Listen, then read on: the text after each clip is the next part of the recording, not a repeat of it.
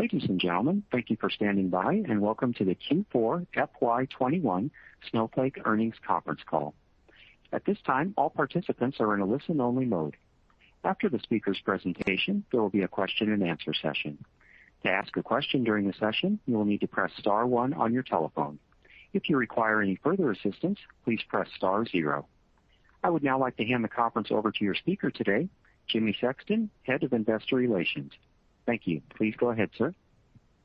Good afternoon, and thank you for joining us on Snowflake's Q4 fiscal 2021 earnings call. Joining me are Frank Slootman, our Chairman and Chief Executive Officer, and Mike Scarpelli, our Chief Financial Officer. During today's call, we will review our financial results for fourth quarter fiscal 2021 and discuss our guidance for the first quarter and full year fiscal 2022. During today's call, we will make forward-looking statements, including statements related to the expected performance of our business, future financial results, strategy, products and features, long-term growth, and overall future prospects. These statements are subject to risks and uncertainties, which could cause them to differ materially from actual results. Information concerning those risks is available in our earnings press release distributed after market close today and in our SEC filings, including our most recently filed Form 10-Q and the Form 10-K for the fiscal year ended January 31st, 2021 that we will file with the SEC. We caution you to not place undue reliance on forward-looking statements and undertake no duty or obligation to update any forward-looking statements as a result of new information, future events, or changes in our expectations. We'd also like to point out that on today's call, we will report both GAAP and non-GAAP results. We use these non-GAAP financial measures internally for financial and operational decision-making purposes and as a means to evaluate period-to-period comparisons. Non-GAAP financial measures are presented in addition to and not as a substitute for financial measures calculated in accordance with GAAP. To see the reconciliations of these non-GAAP financial measures, please refer to our earnings press release distributed earlier today and our investor presentation, which are posted at investors.snowflake.com. A replay of today's call will also be posted on the website. With that, I would now like to turn the call over to Frank. Thanks, Jimmy, and good afternoon, everybody. We finished our fiscal year with strong consumption across our customer base, with 116% growth year on year to $178 million in fourth quarter product revenue. Remaining performance obligations of $1.3 billion grew 213% year on year, reflecting strength in sales across the board. Coupled with this rapid growth, we saw improving operating efficiency while onboarding over 800 new employees for the year. Our growth is driven by long-term secular trends in data science and analytics and enabled by cloud-scale computing and Snowflake's cloud-native software architecture. With the onslaught of digital transformation, data operations become the beating heart of the modern enterprise. Customers realize that to survive and thrive, they need to step up their data game, given what is now possible with technology. The Snowflake Data Cloud enables breakthrough data strategies. Capacity limitations are a thing of the past. There are virtually no constraints anymore on the number of workloads that can execute at the same time against the same data. The performance of individual workloads has increased by orders of magnitude, while latency has been reduced by similar proportions. The only constraints left are budgets and our customers' imagination, and we believe those boundaries are shifting quickly as well. The Snowflake Data Cloud also breaks new ground in terms of data access, which is increasingly critical for data science, artificial intelligence, and machine learning workloads. The days of mostly in-silo analytics are numbered. The promise of data science is to discover and mobilize data relationships that can be glimpsed across a broad diversity of data sources and data types. Physical boundaries between data sets dictated by technology legacies have no meaning or significance in data science. Science sees the world's data as a single universe that is easily, seamlessly, and frictionlessly traversed as if it's one giant database. That is the essence of the Snowflake Data Cloud, world-class workload execution coupled with practically unfettered data access across clouds, cloud regions, and geographies. BlackRock, the world's largest asset manager, has adopted the Snowflake Data Cloud to help make the best investment decisions for their clients. Last week, we announced a strategic partnership to launch the Aladdin Data Cloud, powered by Snowflake. Now, Aladdin clients can combine Aladdin portfolio data with non-Aladdin data to analyze faster and create custom applications and dashboards. Clients will have a single control plane to make data-driven decisions around portfolio management, trade execution, investment operations, analysis, and risk management. With Aladdin becoming a strategic part of the Snowflake Data Cloud, our shared goal with BlackRock is to create a cutting-edge industry standard for accessing, governing, and acting on data in a unified and governed data environment. The Data Cloud is inspiring more new conversations with customers and prospects, and it leads them to a different view of their data strategies going forward. Active data sharing relationships in the Snowflake Data Cloud are growing by leaps and bounds, increasing 51% quarter on quarter. We're seeing rapid adoption of the Snowflake Marketplace as well, with consumption attributable to data from marketplace providers up 48% quarter over quarter, and new listings growing 10x year on year to a total of 380 as of the end of the fiscal year. Newly added to the marketplace in Q4 are data providers such as ZoomInfo, Western Union, and Foursquare. Our continued push to campaign the largest enterprises in the world is proving to be successful. We added 19 Fortune 500 customers in Q4, including MasterCard, Genuine Parts, and Northern Trust. While customers choose to partner with Snowflake because of the Data Cloud, we still must meet customers wherever they are on their technology journey. Often, engagements begin with a migration of legacy data warehouse platforms. We have engaged in over 75 legacy migrations last year, and we have identified many more for this year. Our global system integration partners, or GSIs, have seen their backlogs multiply and are rushing to staff, train, and provision the resources to meet the demand head-on. While we team up with our GSIs, our strategy is to rely on our implementation partners for much of this work. We were pleased to welcome Infosys to Snowflake Elite Partner status during the quarter. A Fortune 100 technology company has deployed Snowflake across numerous lines of business since migrating their on-premise data warehouse platform to Snowflake. Because of Snowflake, their marketing department touts a more informed decision-making process with 20 times faster support for their customers. For fiscal 2022, our focus is to turbocharge our Snowflake Data Cloud with massive workload execution, expansions, and refinements, as well as expand our data federation with numerous new additions to the Snowflake Marketplace. While our selling motions address some of the world's smallest as well as largest data estates in the world, we will have continued emphasis on landing and expanding in the largest enterprises and institutions, not just in the Americas, but also in EMEA and Asia Pacific. To that end, we have announced new leadership in the latter region to accelerate and scale the Snowflake campaign there. A new global initiative we began last year and are now accelerating is a vertical industry focus, which is permeating our sales, marketing, alliances, product, and service organizations. We have long sold almost exclusively on architectural distinction, which has served us well, and we will continue to do so in situations that warrant it. But our large enterprise focus has informed an evolution to a go-to-market motion that is industry-specific and outcome-oriented. We view this as a maturation of Snowflake in the large enterprise. We also now have so much critical mass in our target verticals, coupled with industry-specific data marketplaces, that this strategy will further differentiate Snowflake. We are super excited about the new year. We have the technology, the talent, and the organization to fully pursue our opportunity. With that, I will now turn the call over to Mike. Thank you, Frank. Q4 was another quarter of exceptional execution and a strong finish to our first fiscal year as a publicly. Our Q4 product revenues were $178 million, representing 116% year-over-year growth, and our remaining performance obligations were $1.3 billion. The outperformance of consumption spanned all verticals as we continue to see our customers deploy Snowflake across their organizations.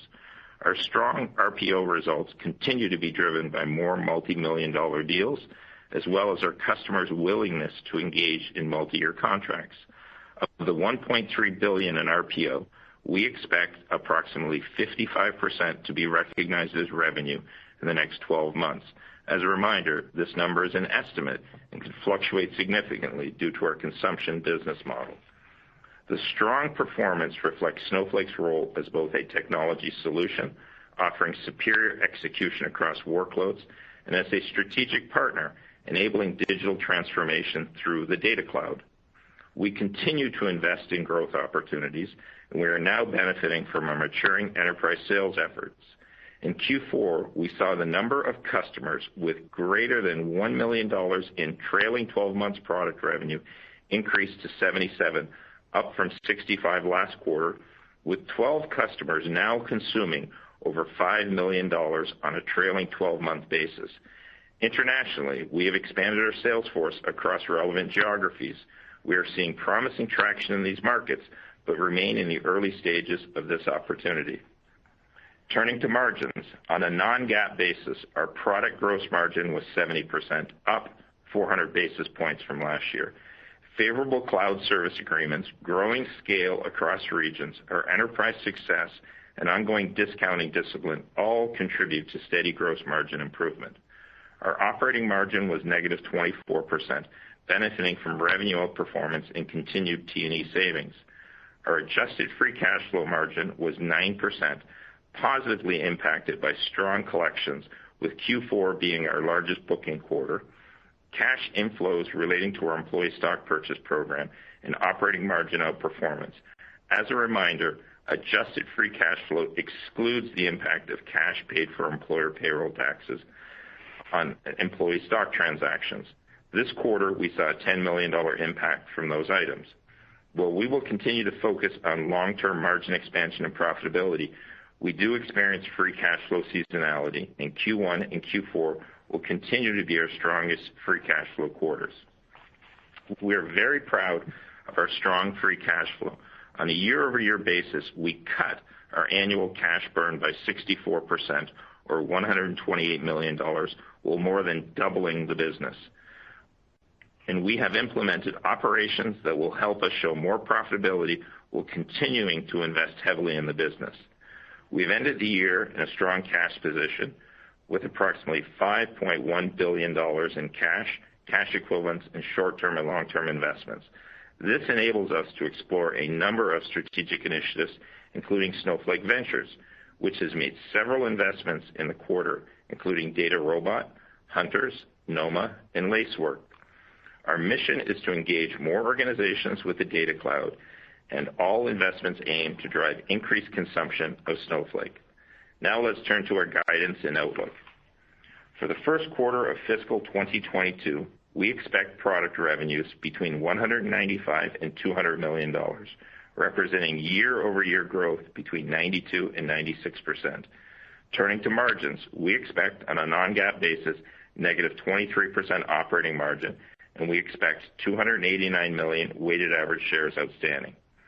For the full year fiscal 2022, we expect product revenues between $1 and $1.02 billion, representing year-over-year growth between 81 and 84%. Turning to profitability, we expect on a non-GAAP basis 71% product gross margins, negative 19% operating margins, and break-even adjusted free cash flow. And we expect 295 million weighted average shares outstanding. Our outlook includes increased investments in our FedRAMP initiatives and accelerating migrations off of legacy solutions, both of which will drive enterprise customer success. In order to support our growth and initiatives, we plan on adding more than 1,200 net new employees during the year. With respect to COVID, our forecast assumes that we will continue to work remotely for the foreseeable future, with an increase to potential travel expenses in the back half of the year. We are benefiting from strong productivity in our current environment, and we have successfully onboarded and ramped new employees since March 2020. While we anticipate an eventual return to the office, we do not have a specific timeline for that goal. Before closing, I'd like to note a few recent or upcoming events. Today, we announced that on March 1st, 2021, our Class B shareholders, in accordance with our governing documents, converted all of our Class B common stock to Class A common stock, eliminating the dual class structure of our common stock and ensuring that each share has an equal vote. We view this as operationally beneficial to the company and our shareholders. In addition, the restrictions under our IPO lockup expire on March 5th, and almost all remaining shares not purchased in the private placement or secondary transactions concurrent with our IPO will no longer be subject to a lockup agreement. And lastly, we will host a virtual Investor Day in conjunction with Snowflake Summit, our annual users conference, the week of June 7th. If you are interested in attending, please email ir@snowflake.com. With that, operator, you can now open up the line for questions. Certainly.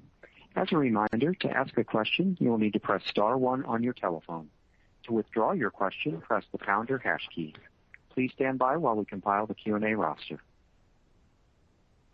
Your first question comes from the line of Raimo Lenschow with Barclays. Your line is open. Hey, congrats. These are amazing numbers.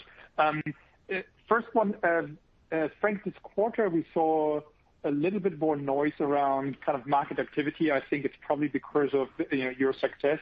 Can you see if you've experienced any changes in the competitive dynamic out there? And then I had a follow-up from Mike. Not stable, and certainly from the public cloud standpoint, par for the course. Providers, no change there either. If I sort of take a global perspective on it, say that I feel that our competitive positioning is gradually strengthening, and I'm just basing that on the types of interactions we have with customers. We're operating far more at CEO level now than at the highest level of IT. So there's definitely I feel an inflection there that is reflecting the relative position of the company in the marketplace, which we feel is very good. Okay, perfect. Hey, thank you. And then, Mike, on the gross margins, I mean, we see the gross margin improvements we're going to expect in the coming year. And that is, is it more these contracts with the cloud providers, or what's driving it going forward, and what's left to do for you to reach the long-term goals? Thank you. Yeah, I would say the contracts with the cloud providers started kicking in Q3, and we had the full benefit in Q4. I don't anticipate renegotiating our cloud contracts next year. We may be in a situation at the end of the year, but I'm not expecting that. It's really driven by getting more scale within our existing deployments. We have a number of deployments where we're not at scale, and we see those ramping right now. As an example, like Japan. Japan's been running at a negative gross margin because we just don't have very many customers, but we're starting to ramp there. That will turn around, and that's just one example. We're in 20 deployments around the world, and think of a deployment as a data center out places. But also, as we move higher up into larger enterprises, they tend to buy our higher edition, our business critical. Yes, those big customers require more discounting, but the contribution margin from those higher SKUs more than offsets that discounting to drive gross margin, which gives us the confidence that we'll get to those mid-70s. It's not going to happen next year, but see that continued gradual improvement. Perfect. Thank you. Congrats. Your next question comes from the line of Derek Wood with Cowen. Your line is open. Oh, great. Thanks, and congrats as well on a very strong quarter. I guess first for Frank, how are you feeling about the ability to onboard salespeople at a good clip and keep up with the demand trends out there, particularly kind of in this work-from-home environment? And then, headed into the new year, any go-to-market tweaks you're planning that you would call out? Yeah, so in terms of salespeople, I think we're doing incredibly well, and we're making lots of changes and adjustments that are further strengthening our organization. I'm sure you know that a year and a half ago we separated our U.S. selling organization and enterprise and what we call majors, which are the largest 200 or so accounts. And we've really stepped up our staffing in that organization, really hiring the absolute best people available in the marketplace for those roles. So I'm really positive on that. In terms of what's changing on our go-to-market, I referenced that in the prepared remarks. I mean, we are very aggressively verticalizing our selling motions and our general posture in accounts. We find it very important that when we interact with customers, there's always an industry context for the conversation. We're much more outcome-oriented. Customers are sometimes interested in in architecture and things of that sort, and comparing workloads and all of that.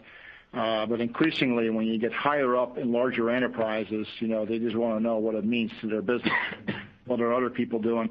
So that is a significant change, and we are investing literally at every level in the organization. So starting with products, moving into marketing, moving into alliances, as well as into sales. And so this is a very serious effort that started last year, and that will continue underway this year.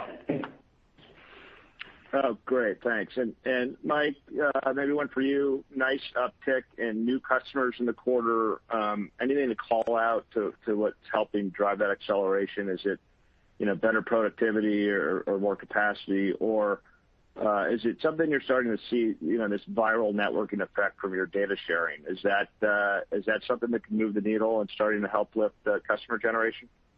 Well, I would say there was definitely an increase in average productivity per rep in terms of the number of Cap 1 deals that they brought in on average. In terms of the data sharing, I don't have any specific data on that, but that is clearly a discussion point with every customer, and one of the reasons why they choose to go with Snowflake, or it helps the decision to go with Snowflake. There's also the fact that we're ramping. We've been adding so many reps, and we've been ramping those people. Great. Well done. Thanks. Thanks. Your next question comes from the line of Patrick Colville with Deutsche Bank. Your line is open. Hey, thank you so much for taking the question, and congrats on a extremely impressive set of numbers. I just want to touch on the competitive environment. I mean, the earlier question from Remo was around competition with the cloud native vendors, but one of the quote-unquote legacy on-prem vendors put up some pretty impressive cloud numbers a month ago. How are dynamics with the incumbents shaping out? And I'd love your color there, please. Patrick, this is Frank. I can honestly say that in my almost 2 years here, I've never seen the legacy provider, being in the running for a go forward destination for the platform, if you will. So the competition, it's always moving off of legacy platforms, and the competition has been very, very focused on the public cloud options. What I will say is that we're seeing the public cloud vendors having significant struggles in terms of migrating successfully, off of these legacy platforms, which of course brings relative strength to these to some of these legacy providers. I think that Snowflake is really the only platform that is successfully and consistently and now at scale moving these workloads to the cloud. But just to some degree, the legacy providers are hanging in there longer because if you're not going with Snowflake, you're going to have a struggle on your hands. So that's sort of my commentary on that topic. Yeah, I mean, that's very helpful. And can I just ask a quick follow-on to Mike, if possible? It seems like implicit in guidance is that 1Q op margin looks like it will, increase pretty materially year on year. Are you guys slowing up the pace of hiring, or how should we think about that component? No, we are absolutely not slowing hiring down. As I just mentioned, we're going to add 1,200 people next year. Actually, Q1 is a very, very big onboarding quarter. It will be probably the largest quarter of the year because we're onboarding a lot of people in the sales and marketing organization in advance of our sales kickoff that we just had. We are investing as quickly while being efficient in our business as we can. Fantastic. Thank you so much, and congrats on a very impressive set of results. Thank you. Your next question comes from the line of Brad Zelnick with Credit Suisse. Your line is open. Excellent. And I echo the congrats as well. Well done, guys. I've got one for Frank and maybe one for Mike. Frank, can you share more about the BlackRock partnership with Aladdin Cloud on the Snowflake Data Cloud? Specifically, can you talk about the economics of these types of relationships and the success criteria that you use for gauging the progress? And maybe as well, how many partnerships like this are out there to go after? Well, there's a lot of partnerships, out there to go after. I think that announcement by itself triggered a whole rash of conversations, both from the financial industry as well as other industries. This whole conversation around customers building their own data cloud, it's really the center of their universe, the way they interact with their partners, their customers, their stakeholders is a huge idea, and people are seeing the opportunity and the potential. And obviously for BlackRock, because they are the world's largest asset manager with whatever it is, 22 trillion dollars of assets under management, they realized that they needed to modernize and transform to be able to continue to be in a very dominant position. And it was from an economic standpoint, it's really no different than what we're doing. In other words, it's not a different line of business for us. The same product, same business practices, and so on. But obviously, these relationships are highly strategic to us. They become cornerstones to the Snowflake data cloud and the data universe, because this induces network effect all over the place. From people that need to have access to this data or provide access.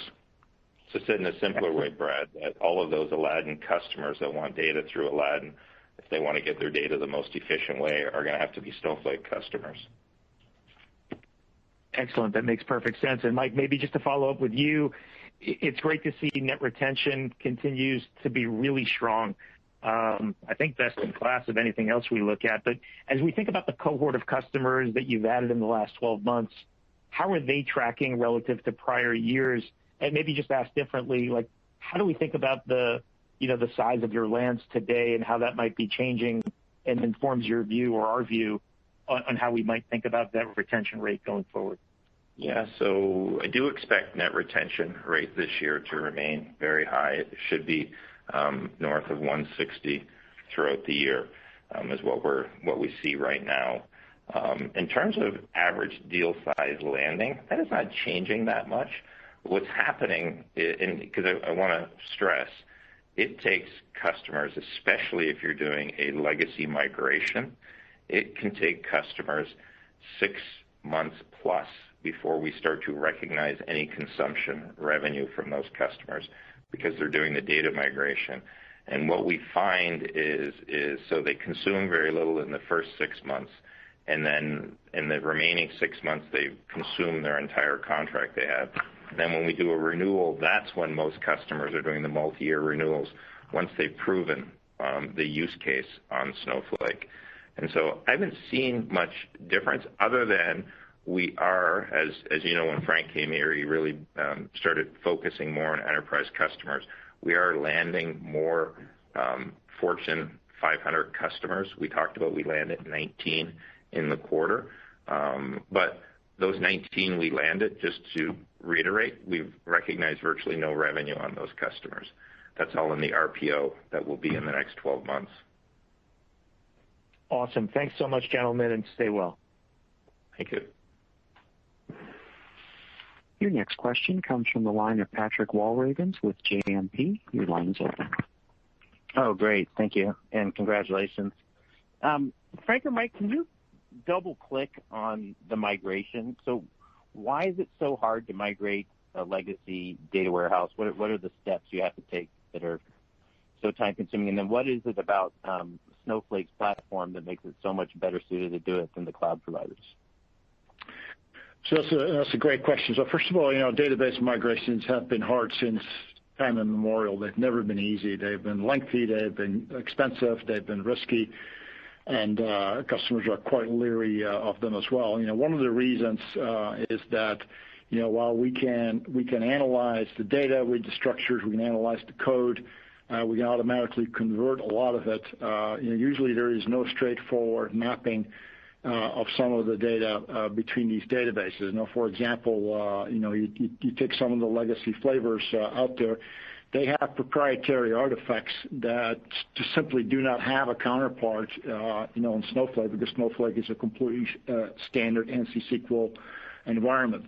So that means that, we have to re-engineer, we have to re-engineer structures, we have to optimize workloads, things of that sort. The integrity of the data is absolutely everything. When you do a data migration, what makes customers fearful is, they want to make sure that when the systems land on the other side, they are getting exactly the same results that they were getting before, so that the integrity is 100% maintained. And that is just not a matter of just throwing a big switch and hoping for the best. So that's sort of a little bit of color and texture, why these things are viewed as sort of high friction. Now we're good at it because we're experts at it. This is what we do, and we have a ton of experience doing it. And that accumulated experience, as well as a lot of the tooling that we have to support these efforts, is resulting in very good results, very predictable results, time-wise, cost-wise, and outcome. So that's why. All right, that's very helpful. Thank you.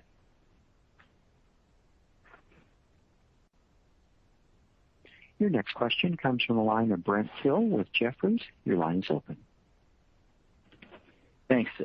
Frank, a lot of the customers are excited your journey to unstructured. I'm just curious if you could update us on that journey and, how far out our customers going to have to wait. What are you starting to see in terms of some of the discussions around the commitment, beyond the structured stance you already have? Yeah, well, so Brent, first of all, we're 100% committed to that. It's from a strategy standpoint, it's something we absolutely have to do. When you think of data sciences, data relationships don't just exist between like data; they exist between structured and unstructured data. That's actually where a lot of the power is going to come from, the type of signals that we can drive out of the data. And I think I said last time that we're going to really substantially update the world on where we are with that, as well as demonstrate at our June user event. So you should really expect the second half, where you're going to see the real results of that strategy starting to become available in private previews and things of that sort. And one of the other themes that the customers keep talking through, Frank, just as it relates to some of the partnerships, whether it's with Tableau or Salesforce or ThoughtSpot, some of the other interfaces that's making your data more consumable by the mass market. And we've heard some incredible stories of customers moving faster with you because of those partnerships. Can you just bring us up to speed on what you're hearing and seeing from customers, and what some of the deployments look like that you're hearing kind of common feedback on? Thanks.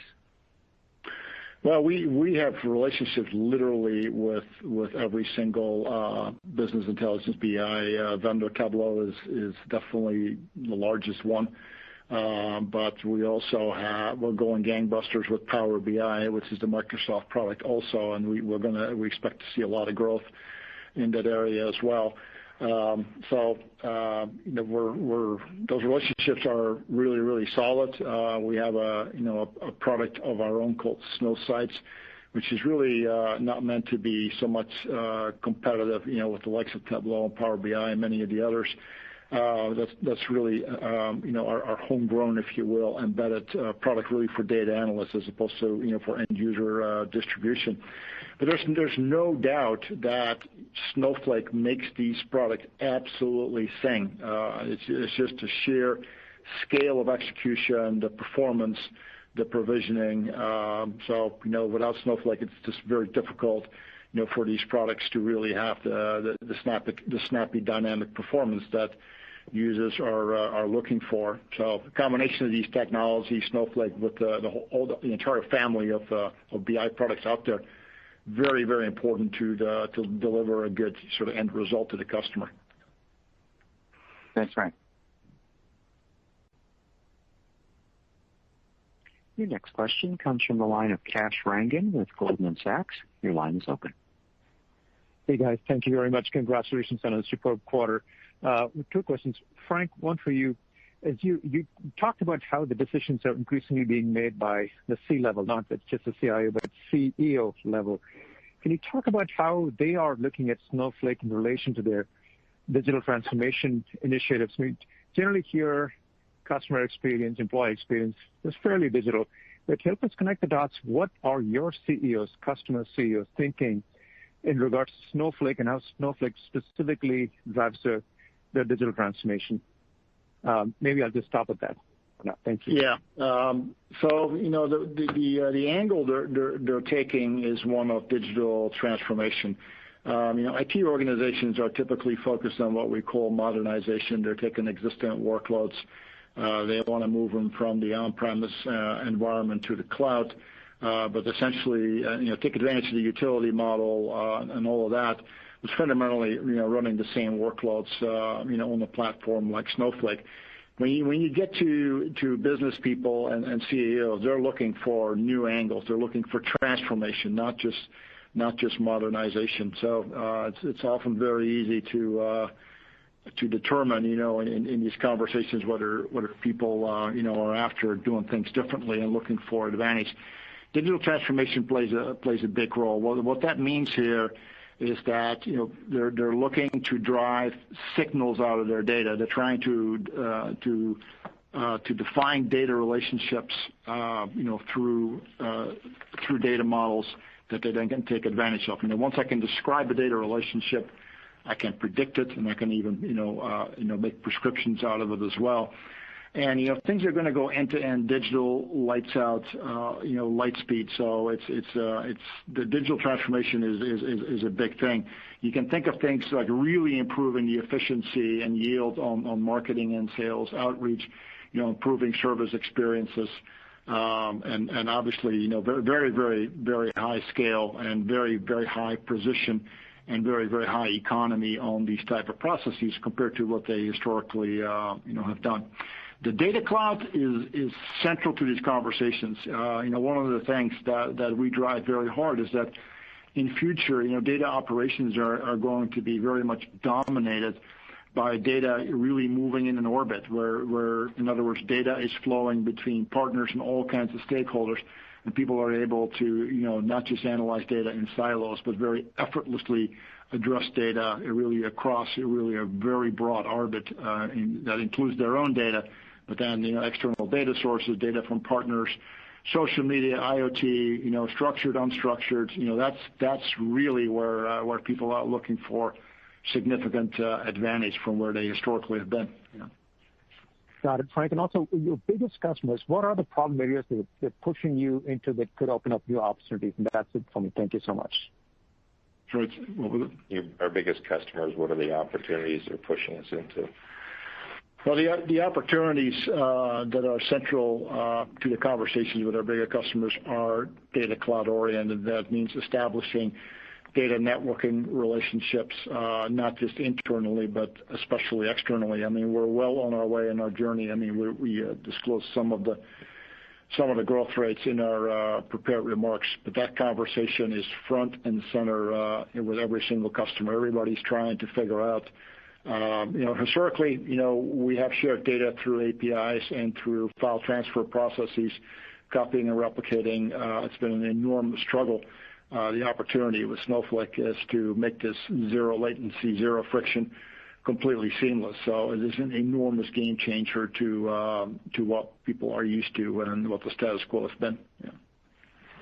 Super. Thank you. Your next question comes from the line of Brad Reback with Stifel. Your line is open. Great. Thanks very much. Frank, early in the call, you talked about the limitless nature of the product set, and that it's only limited by the customer's imagination.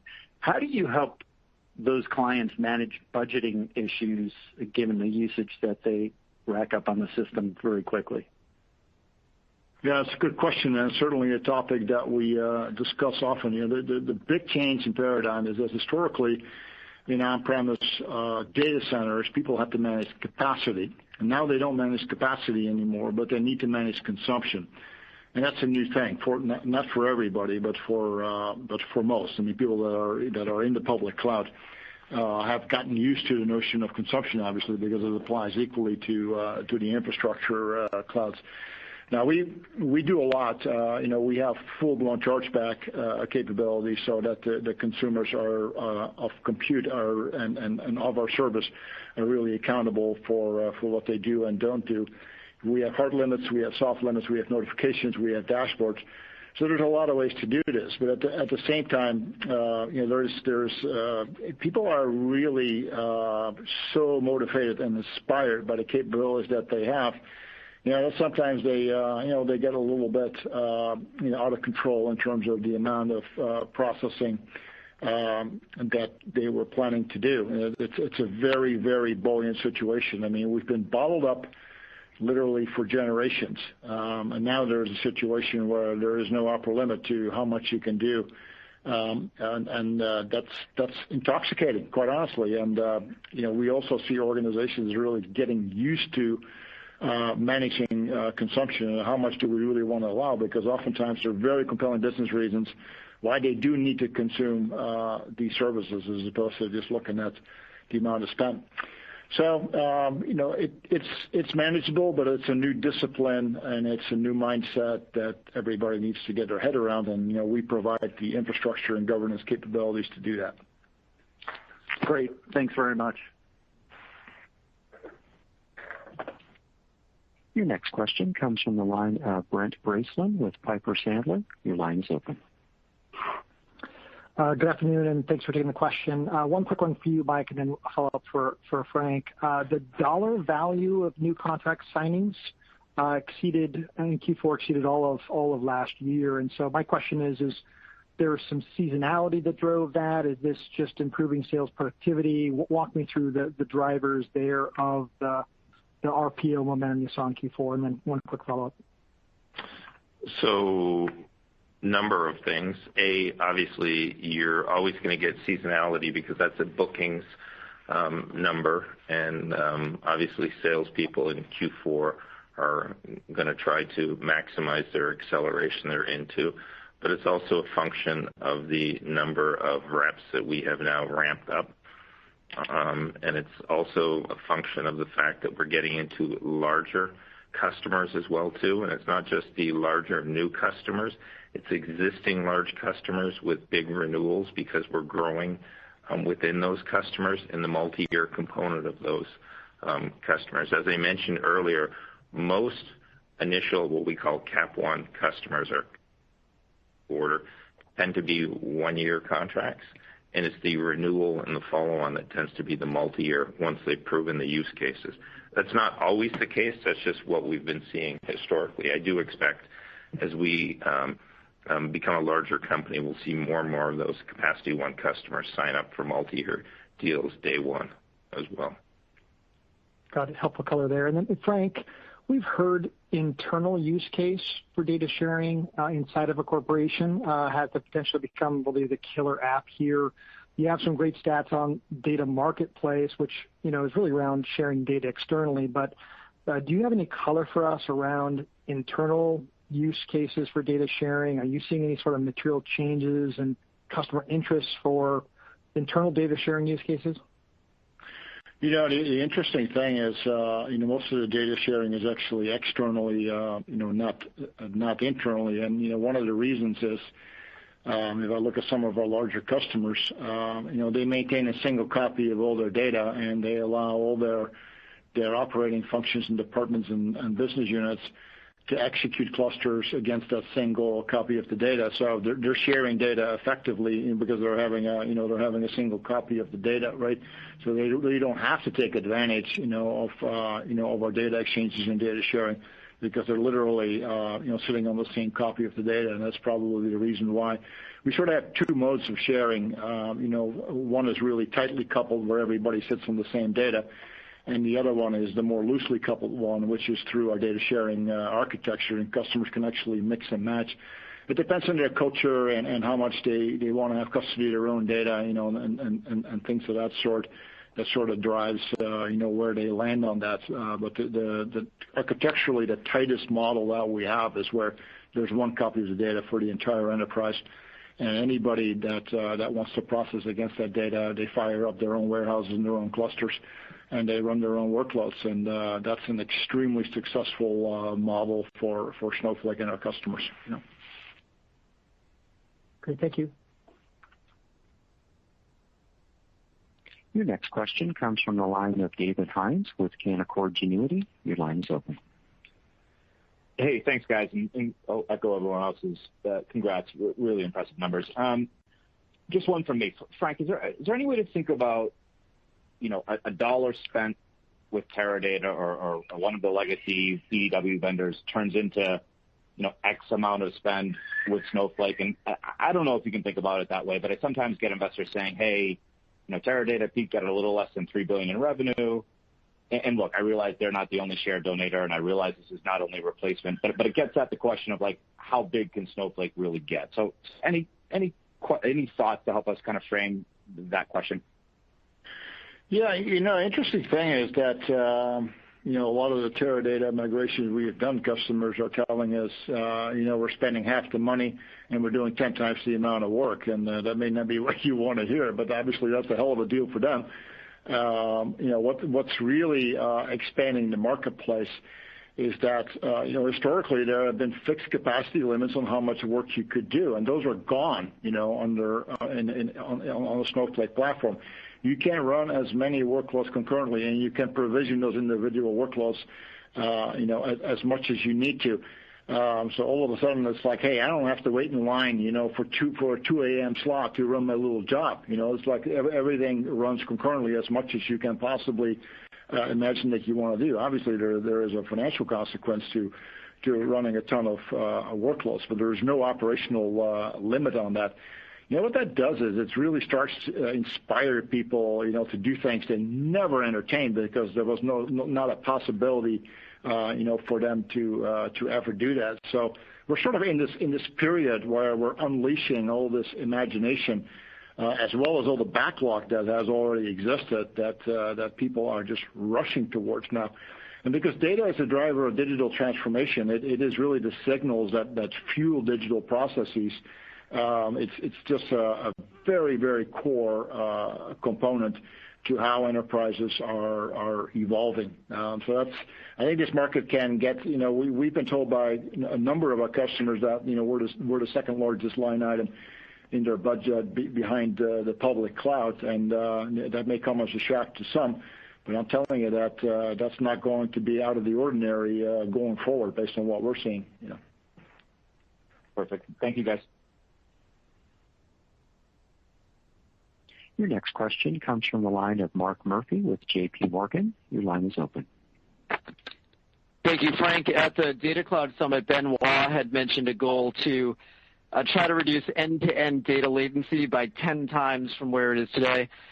Pretty amazing goal. I was wondering if you could walk us through how long you think that might take and what types of new opportunities it could open up, maybe for more complex analysis or larger AI models and so forth inside of Snowflake.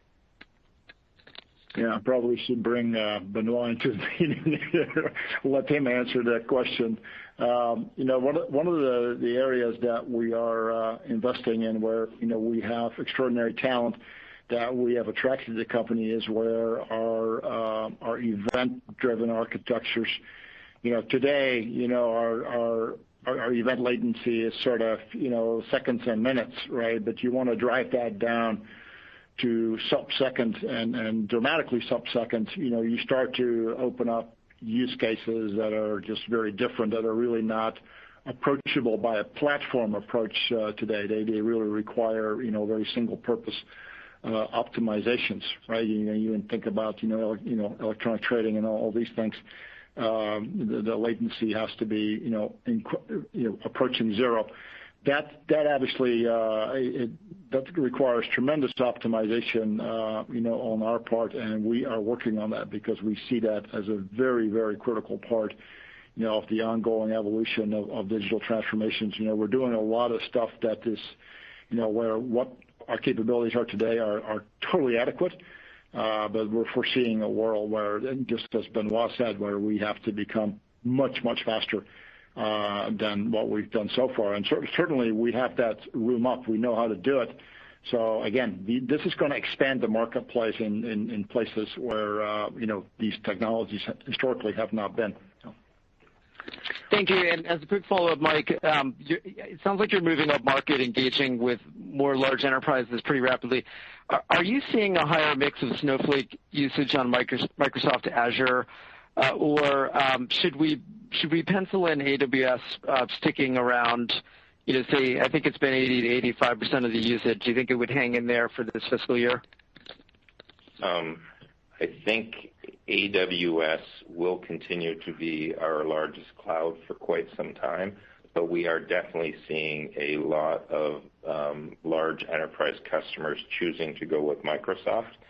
But as I mentioned, the revenue is lagging when we book a deal, so it's going to be the second half of the year.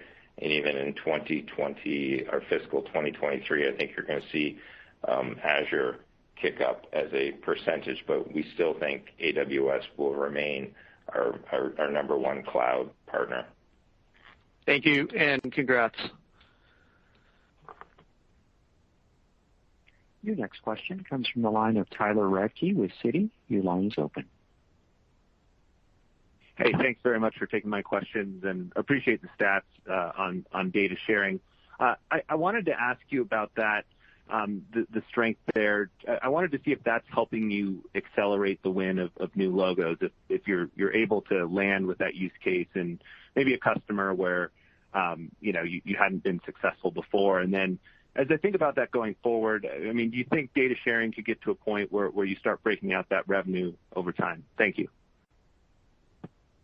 Well, I'm certainly hoping that we will break out that revenue over time, but obviously that's we're not there, and we don't know when that will be. But you'll be the first to know.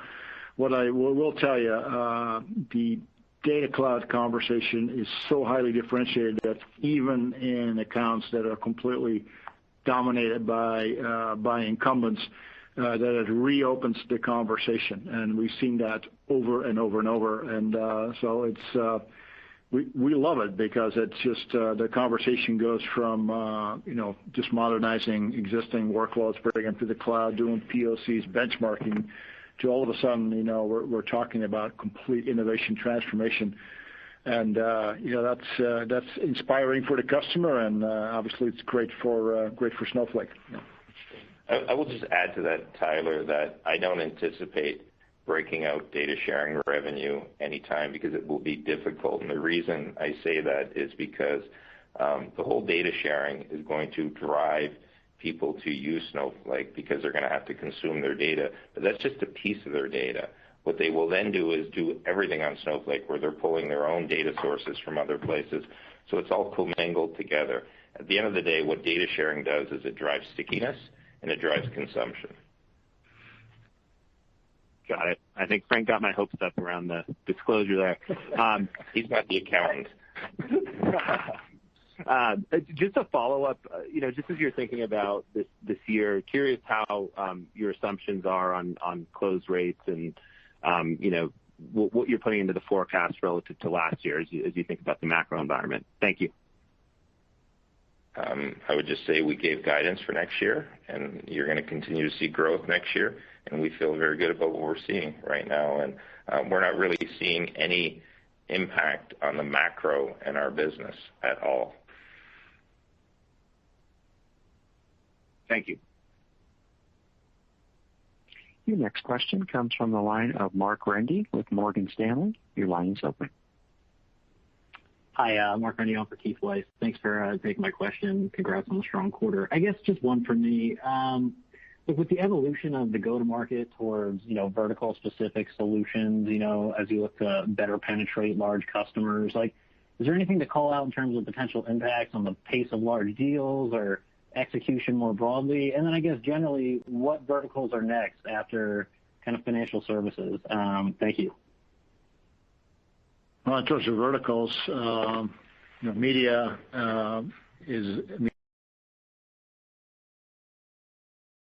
and tech are huge.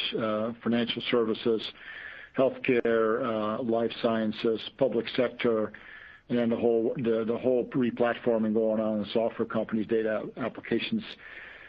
So, and then we have, obviously retail, consumer packaged goods is a very important vertical, for us also. So we have a lot of concurrent activity going on. Most of it is really related to, our customers understanding, who else is on Snowflake inside their vertical. How are they using it? What are the use cases? What are the outcomes? How are they doing it? And for us to be very, very proficient and then also in terms of, what is the data marketplace and data cloud context in that vertical. In other words, what data sources are they using on the outside? Are they providing data? Are they consuming data from the outside?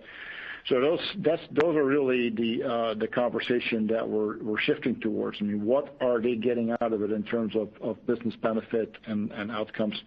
And it's very, very specific to their business. So this is a considerable shift because in the past it was always workload comparisons, POCs. Now we're at a level where we're really fully engaged at the top of the house and the business itself. So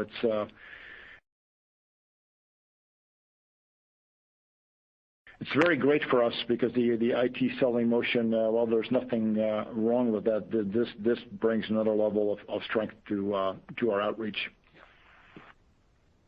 Great. Thank you. Your final question comes from the line of Andrew Nowinski with D.A. Davidson. Your line is open. Great. Thank you for squeezing me in. So I just want to start with a question on the $1 million or more customers. Really strong growth again this quarter, and I know it's a trailing 12-month calculation, so I'd assume some of that is coming from your existing customers versus new customers, but I'm just wondering if you could provide any more color or maybe around what's driving that. Well, I would say 100% of that is coming from existing old customers because, as I said, any customer we signed up in the current last fiscal year, it takes them 6+ months to ramp those significant customers. So it's really coming from our existing customers, and we have a number of other customers that are on the cusp of that. So we think we'll continue to see that growth in $1 million+ trailing 12-month revenue customers going into next year.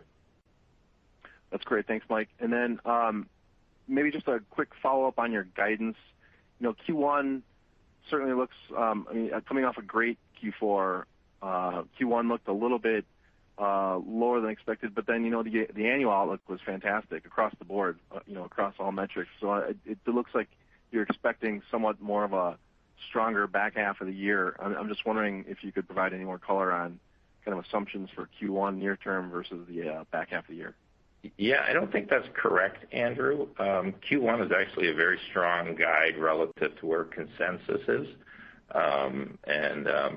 and we're seeing strength into Q1 in our business.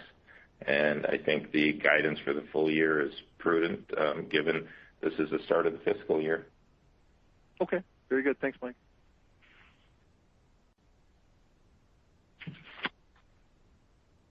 Ladies and gentlemen, this concludes today's conference call. Thank you for participating. You may now disconnect.